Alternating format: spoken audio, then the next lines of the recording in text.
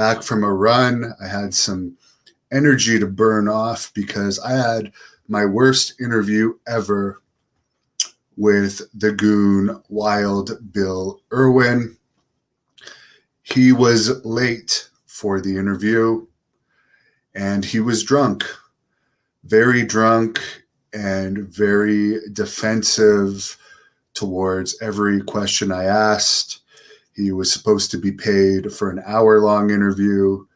He only completed 17 minutes of that interview. That's a situation between me and his agent that's going to be dealt with.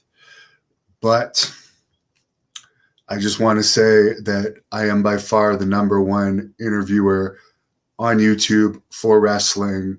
I track the analytics. There's no one even close to me. He should be more respectful to me, not insulting to me. Someone said, well, why did you still last 2 hours with Bagwell and however long you lasted with Marty Jannetty when they weren't all there for the interviews? Those two were not insulting to me, and they were actually entertaining and telling entertaining stories.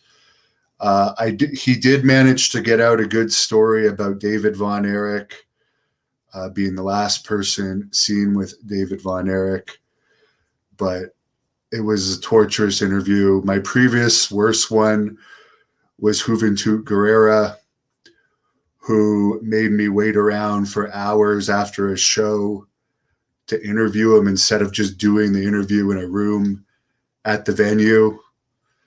And then after the show, he wanted to try and do it at a restaurant rather than somewhere quiet. And by this time, they had closed the venue. So we had to go to a studio area that I had access to do it. Then he complained about that. Then, anyways, similar situation, but Juventud, at least, although he didn't give great answers and he didn't do the full hour, he was at least not insulting to me in the interview. He was insulting to me after the interview, but not during. So I just want to say sorry for the fans that wanted an hour interview with this piece of trash. I hope he gets help. He was in the WWE a good amount of time, so he should be able to get WWE rehab. But he doesn't seem to be the type that might go for that. Savar 44, well, I'd pull that hockey jersey over his head like I have to a few people in high school fights I got into, and I'd beat the living fuck out of him. That would never happen. But it wouldn't even be – he's too old. It's not even a fair fight. I am the #1 shoot interviewer. That's a fact. You guys can look it up. I am. And by the way, I'm trying to document his career for historical purposes too. So he's actually doing himself a disservice that when people look up his shoot interviews when he dies, which who knows when that's going to be, the way he's going,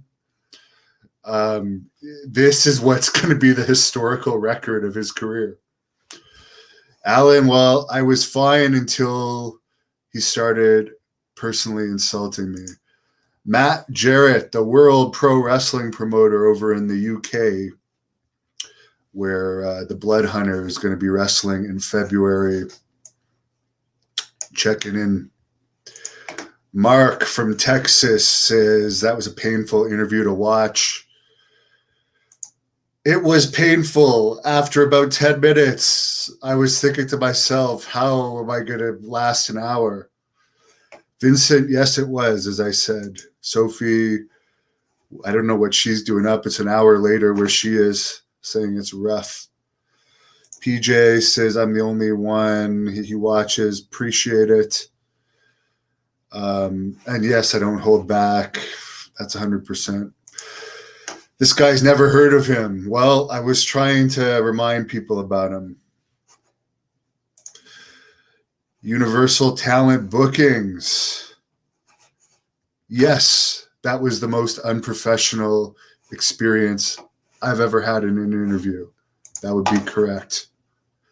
Not necessarily in professional wrestling. I've had worse experiences in wrestling, but I won't get into that. So I was just explaining myself.